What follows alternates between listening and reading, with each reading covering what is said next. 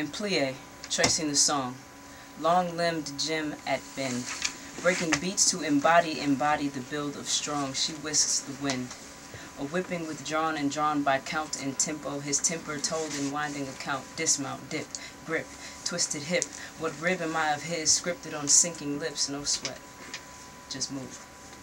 The room in tune, only eyes to view, so she keeps her lids down tight. A stretch to right, but she must adjust to be left over.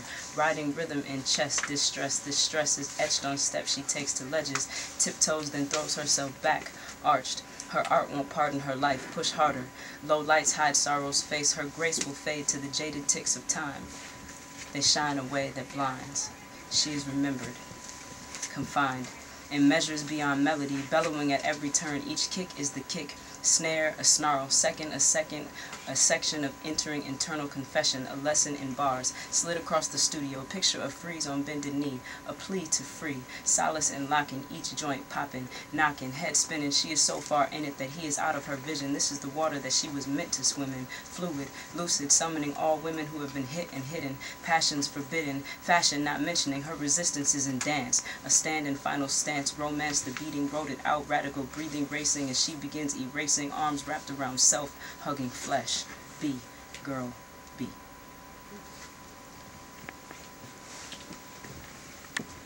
Caitlin Hibbert. Two girls on the highway. Their story of night and speed and believing their bodies were theirs to spend as they pleased. Sharon favored teased hair, that frosted lipstick, tight white blouses and blue jean shorts, the hard seam pressed into her crotch. We talked about it all that summer, the way their bodies flew, who was first on the scene. Did Linda scream? They might have been drinking. They might have been 16, not even. They rode their bikes those 5 hilly miles. Were they killed instantly or groaning for hours with no one to hear? Oh, where can my baby be? Thump of the bass heart pop soundtrack written just for us. I lost my love, my life, blind curves, hills on a 2-lane highway, summer night opening to take them in, damp sheen on the blacktop, no light that far from town, 2 thumps on the side of the car. Did he know? Catholic Mass, the weeping schoolgirls, who hit them? Whose well-tuned engine cresting the swell? Whose hunger for anything bloody or lewd? And what about him? Who found them? And how do you go on living after that? But we do on the basis of nothing more than forward motion. And what about you? Would you scream to a halt or keep on driving? Didi Polka, on the anniversary of Pluto's demotion. There was a poem in my head that I was going to write to you about an arrow that strikes down like some small god, tossed as if in joyous celebration.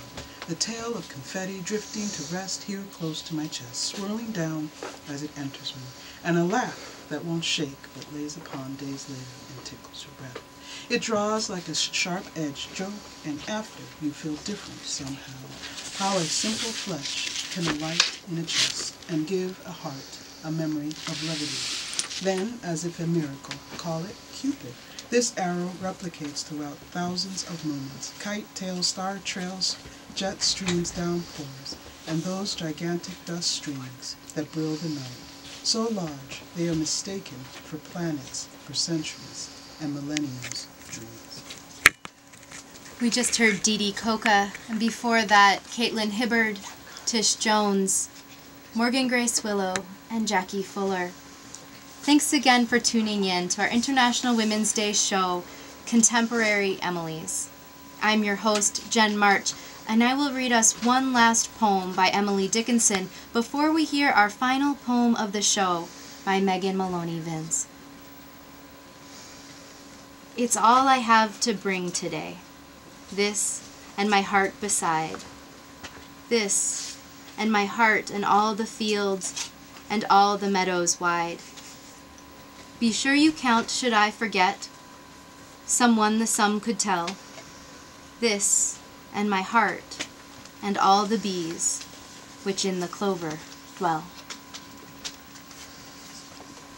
Instead of poetry. Instead of poetry, I will mow the lawn again. muscle the push mower through the dandelions and around the 3-treed front yard. I will vacuum the living room rug. I will make the bed, fold the laundry, tiny sleeves pleated into snaps.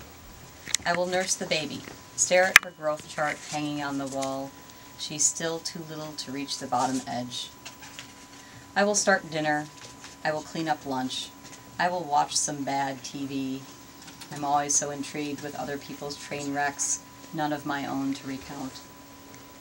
I will go for a walk, push the stroller past the albino squirrel on Saratoga, and think of Sylvia Plath, not the oven, but the babies and the country house, the things she did instead of poetry.